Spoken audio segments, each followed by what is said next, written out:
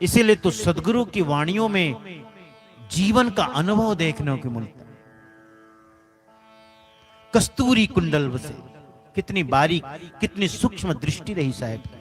उन्होंने देखा, परखा, और क्या सुंदर उदाहरण दिया, कितना सुंदर प्रतीक दिया। कस्तूरी कुंडल बसे, जैसे मृग अपनी नाभि में बसी हुई कस्तूरी को ढूंढ नहीं पाता और बाहर बाहर ढूंढता है, ऐसे ही हम सुख की तलाश करते हैं सर्वत्र। धन में, परिवार में, पद में, प्रतिष्ठा में, रुपये में, रुपये की खनकार में, पद के अहंकार में, हाँ? भोजन के स्वाद में। यही तो ढूंढते हैं ना सुख, ढूंढ रहे हैं कहां से आता है सुख, कहां से आता है। और उस सुख को तलाशने में पाने में जन्मों लग जाते हैं। यही तो भटकाव है। इसी तो कह रहे हैं कि भटकते क्यों।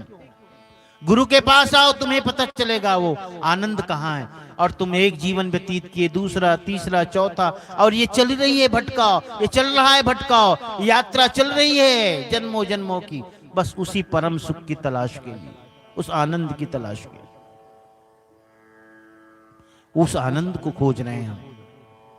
साहब कहते हैं सुख बिसराए मुक्ति कहां पावे। भैया, सुख को त्यागे बिना मुक्ति को तुम नहीं पा सकते, क्योंकि ये सुख ही बंधन है, बहुत बड़ा बंधन है, बांधता है हमें।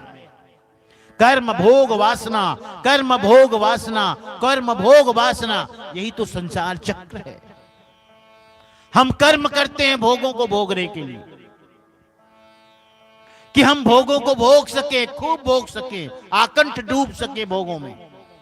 मकान, दुकान, रुपया, पैसा, सब भोगों को भोगने के लिए तो कर्म करते हैं, भोग की प्राप्ति होती है। उन भोगों से वासना निर्मित होती है। वासना माने सूक्ष्म इच्छा, सूक्ष्म चाहना, इच्छा, वासना निर्मित होती है। और वही वासना फिर से शरीर जन्म लेने का कारण बनता है, पुनर्जन्म का कारण बनता है, फिर से योनि में आने का कारण बनता है। वही वासना बनती है, वही कारण बनता है, वही वासना। तो कर्म, भोग, वासना, और वासना की पूर्ति के लिए फिर नए शरीर लेते हैं, फिर कर्म करते हैं, फिर भोग बनाते हैं, उन भोग से फिर वासना, वासना से फिर कर्म। यही तो संसार चक्र है। कर्म, भोग, वासना, कर्म, भोग, वासना, कर्म, भोग और वासना। सुख बिसराय मुक्ति कहां पावे, परिहरी सांच झूठ निज धाये। झूठ परिहरि सांच, सत्य को छोड़कर, परिहरि माने छोड़कर, त्याग कर। परिहरि सांच झूठ निज धावे। झूठ की तरफ तुम निरंतर भाग रहे हो, सांच को छोड़ दिया तुमने, सत्य को छोड़ दिया, असत्य को तरफ धावन कर रहे हो। ये तुम्हारी भूल है, गलती है। सत्य की तरफ तुमने ओट बना लिया, आड़ कर लिया, और झूठ की तरफ भागे चले जा रहे हो। झूठ का मतलब असत्य, और झूठ का मतलब परिवर्तनशील जगत, जगत प्रपंच, इसी की तरफ तुम भागे चले जा रहे हो।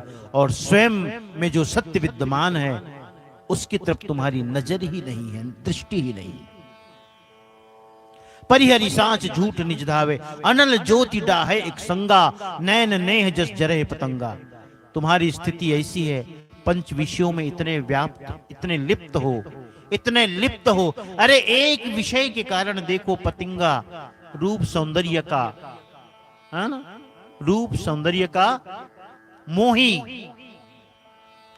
एक विषय के कारण अपनी जान गंवा बैठता है।